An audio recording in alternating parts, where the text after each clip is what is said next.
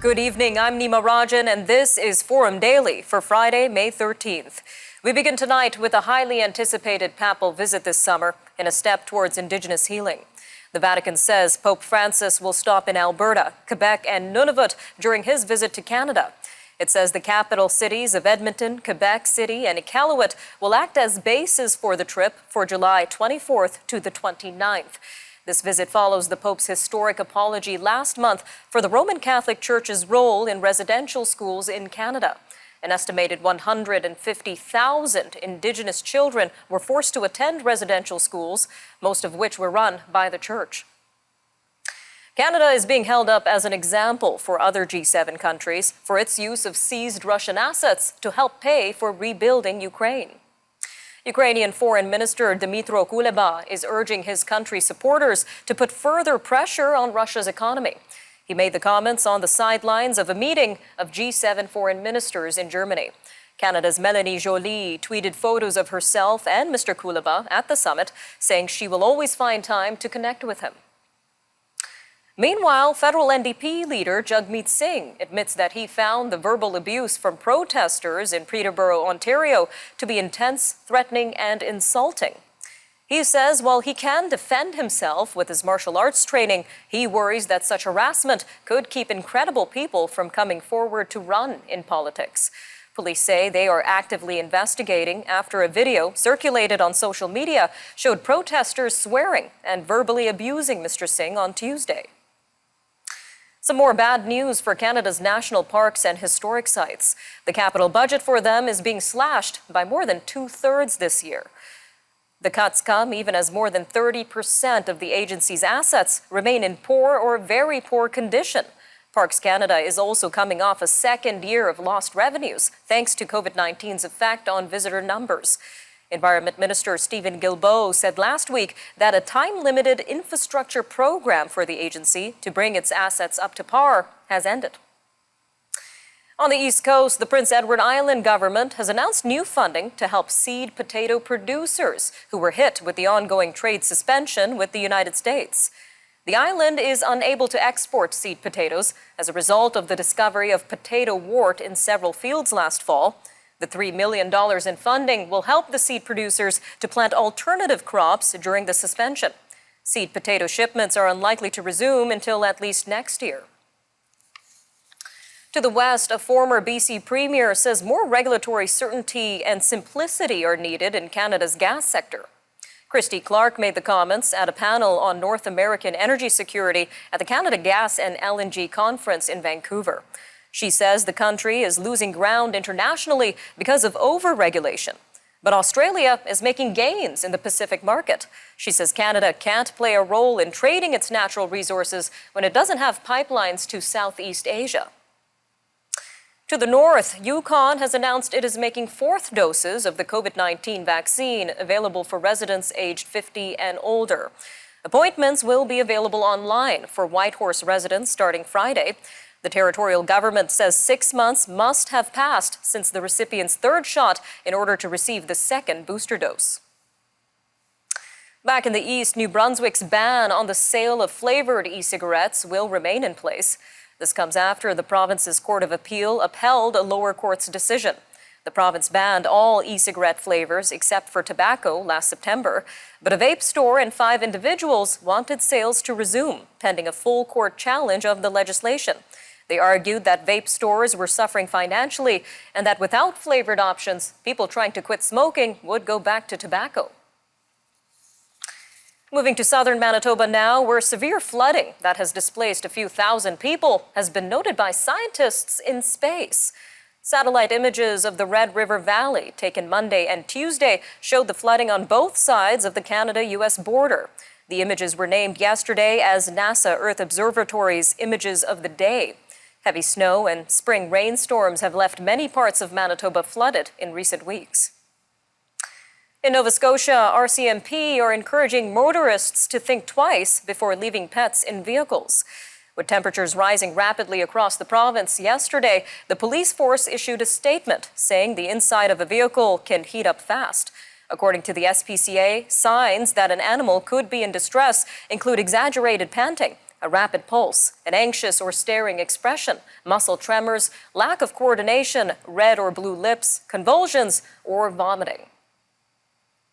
After the break, we have Forum Daily's Energy Update with Dan McTeague, president of Canadians for Affordable Energy and the operator of GasWizard.ca. Stay tuned. We'll be right back after a short break.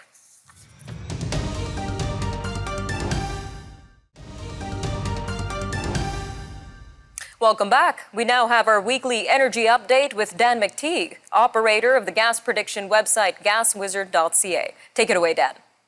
Thanks very much for this, Nima. Well, look, we're now in unprecedented territory as far as gasoline prices are concerned. We're looking at across the country, the average price of gasoline now moving well below anyone's expectation that we would be in the $1.50 range.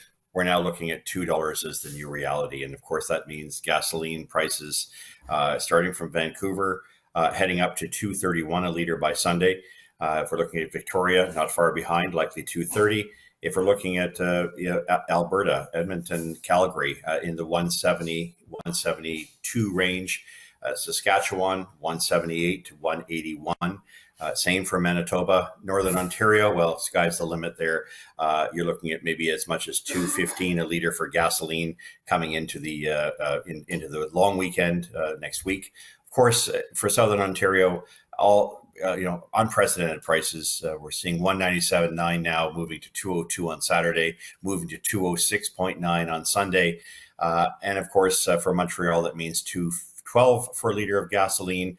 Ottawa, Windsor, Kitchener, Hamilton, you're all in the $2.06 range. And of course, for Atlantic Canada, well, Newfoundland moving from $2.14 to about $2.20, with the rest of the provinces, Nova Scotia pushing over $2 a liter this time next week, if not sooner, and New Brunswick pushing at about $2.02, $2.03. So for that reason, we're looking at prices that we have never seen. Much of this, Nima, to do with the fact that we have a federal government that still thinks it's a great idea to put more pressure on oil prices and gasoline and product prices, and mostly because of the tightening of supply, by saying no to new pipelines, by adding carbon taxes, by continuing down this road of suggesting that we should divest from oil and gas. They're not reading the room. They're completely out of touch. And unfortunately for many Canadians, you are now paying what many of us, including myself, had predicted was going to happen for a couple of years. Now, some want to say, well, this is an international thing and blame it on the Russian invasion of Ukraine. These were problems well before that happened. Oil was trading at $85, $90 a barrel before, the Russians had amassed troops on the Ukrainian-Belarusian border. So we are dealing with the fundamental problem of less supply and a constricted supply. And while it is true, oil companies have never made such great profits in 20, 30 years, the fact is it's a little bit like having the only well in the desert and having a lot of people wanting to drink from that well.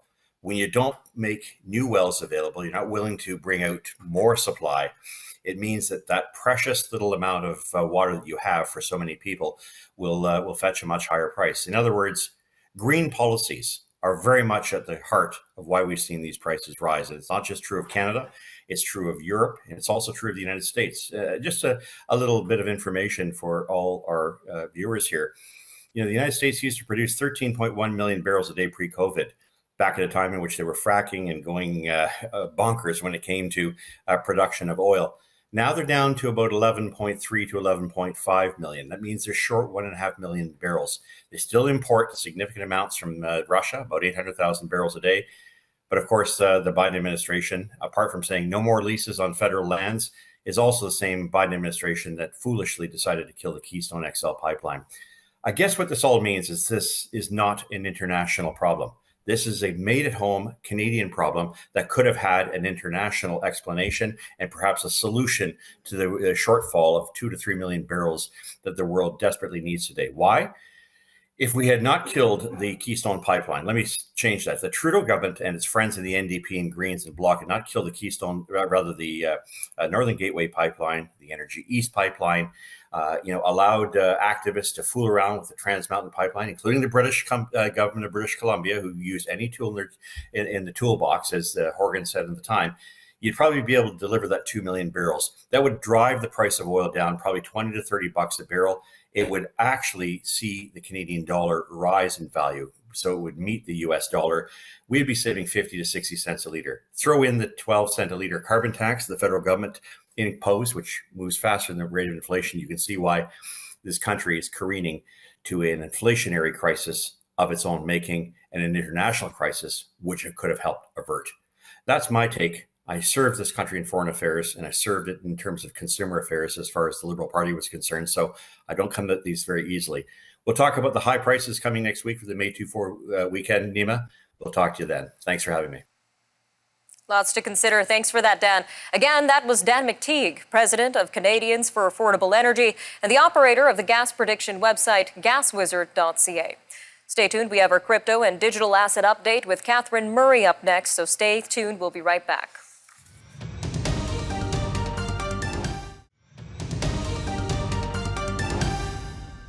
Welcome back. It's now time for our weekly cryptocurrency and digital asset update with Catherine Murray, host of The Buck Stops Here. Take it away, Catherine. Thanks, Nima. Hello, everyone, and welcome to your weekly crypto and digital asset update. I'm Catherine Murray. Well, cryptocurrencies continue to have negative price performance 2 weeks in a row as broader market risk-off sentiment weighs on all asset classes. We've actually seen nearly $400 billion in crypto market cap erased. Bitcoin is now down by about 37% on a year-to-date basis. And we have seen Bitcoin fall below $30,000 for the first time since July of 2021. The big news this week, of course, is the crash of the stablecoin Terra USD, which pledged to maintain a value of $1. It did go below or around that 23-cent mark. This stablecoin was launched back in 2020 and rarely moved more than a fraction of a penny. Now, recall stablecoins are somewhat of a bridge between traditional government-backed currencies and crypto. Stablecoins attempt to be stable by holding a safe asset such as treasury bills. So as an example, for every stablecoin that's created, perhaps $1 in treasury bills would be put into an account. Now, Terra USD is apparently a little bit more complex than that, as it's an algorithmic stablecoin that relies on financial engineering to maintain its link to the dollar.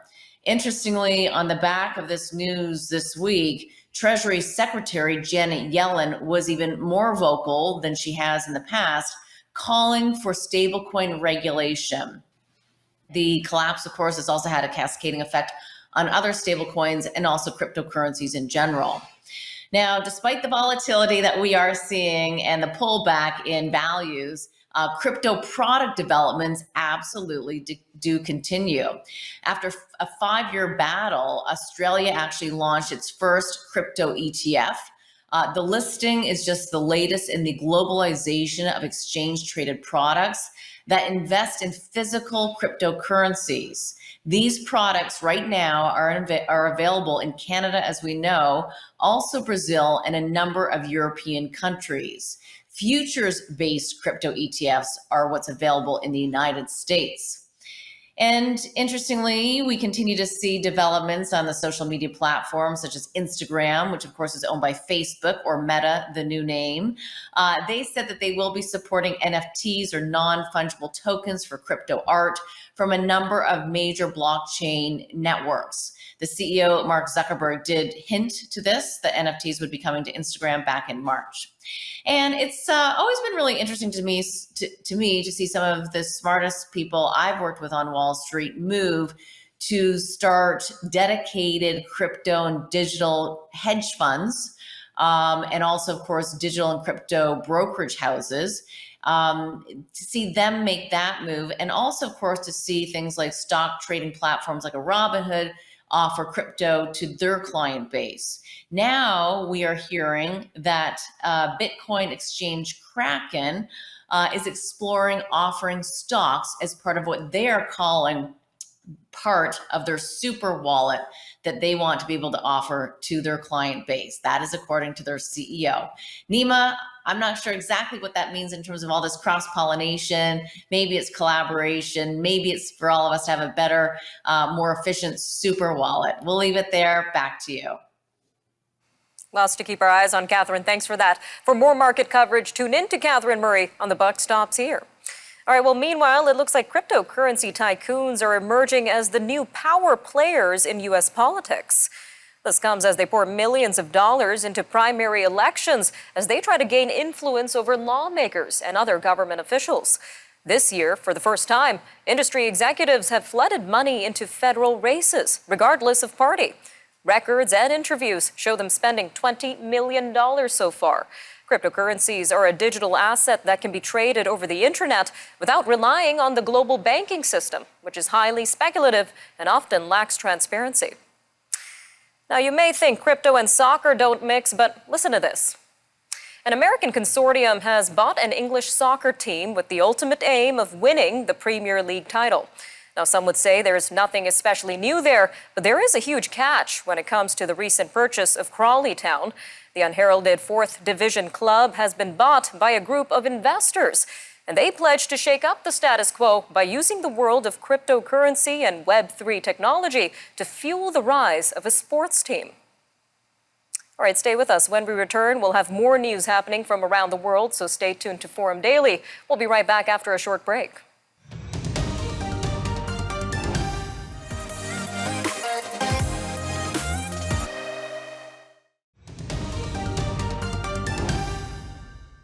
Turkey's president says his country would not be in favor of Sweden and Finland joining NATO. Recep Tayyip Erdogan told reporters today that the Turkish government is following the situation closely. But he says, quote, "We are not of a favorable opinion." Finland's leaders said yesterday that they want to rapidly apply for NATO membership, and Sweden is considering a similar move. Meanwhile, Ukrainian and British officials say Russia has suffered heavy losses while trying to cross a river in eastern Ukraine. This is where Moscow's campaign is making faltering progress. Ukraine's Airborne Forces Command has released images of what it says are a damaged Russian pontoon bridge and several damaged or destroyed vehicles.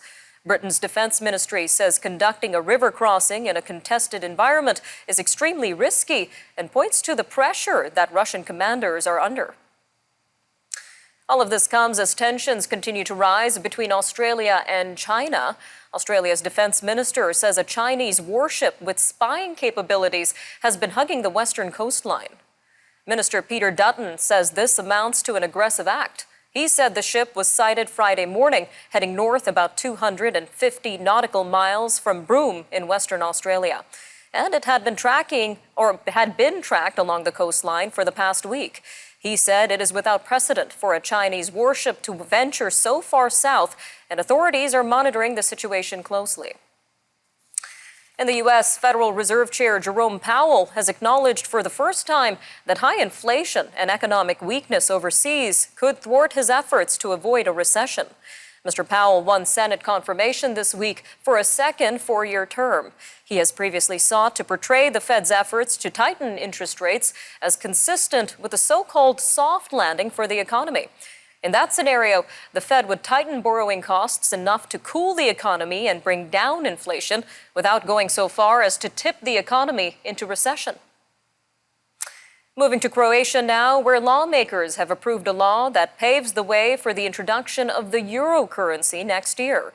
Croatia is due to replace the Croatian kuna with the euro on January 1st, 2023. Lawmakers on Friday voted 117 to 13 in favor of legislation to bring in the euro, with one member abstaining. Croatia joined the European Union in 2013. The country remains among weaker economies of the bloc following the war in 1992 to 1995. Leaders in Iran continue to feel pressure from protesters. State media is reporting that authorities have arrested at least 22 demonstrators. They had been protesting sudden price hikes of subsidized staple foods in two southern cities. The arrests follow Iran's announcement that the cost of cooking oil, chicken, eggs, and milk would rise by as much as 300%. Food prices have surged across the Middle East due to the global supply chain snarls and Russia's invasion of major food exporter Ukraine. Nearby, the long-ailing ruler of the United Arab Emirates has died. Sheikh Khalifa bin Zayed Al Nahyan was 73. The UAE announced a 40-day period of mourning. The late Sheikh's brother, Abu Dhabi's Crown Prince Mohammed bin Zayed, is seen as the de facto ruler. Police in Jerusalem have moved in on a crowd of mourners at the funeral of a journalist. They were beating demonstrators with batons and caused pallbearers to drop the casket. The crackdown by Israeli authorities came during a rare show of Palestinian nationalism in the Holy City. Thousands of mourners attended the funeral for Shireen Abu Akleh, who witnesses say was shot by Israeli forces while covering a military raid in the occupied West Bank this week. Switching gears here to Elon Musk's planned $44 billion U.S. purchase of Twitter, which is temporarily on hold. Mr. Musk says this is pending details on spam and fake accounts on the social media platform. In a tweet earlier today, the Tesla billionaire said he's skeptical that the number of inauthentic accounts is as low as the less than 5% of users that Twitter has suggested. Mr. Musk later tweeted that he's still committed to the deal. A baby giraffe was born at the San Diego Zoo Safari Park with an unusual disorder that caused her front limb to bend the wrong way. But as of this week, she can run along like the other giraffes. This comes after Safari Park staff reached out to experts in orthotics at the Hanger Clinic. Era Mirzayan was part of a team that helped design braces for the giraffe that corrected the problem. The case is the latest example of zoos turning to medical experts who treat humans to help ailing animals. That'll do it for your look at national and international news for today. Remember, for more news on demand, you could check out our website or follow us on social media. Take care, Canada. We'll see you next time.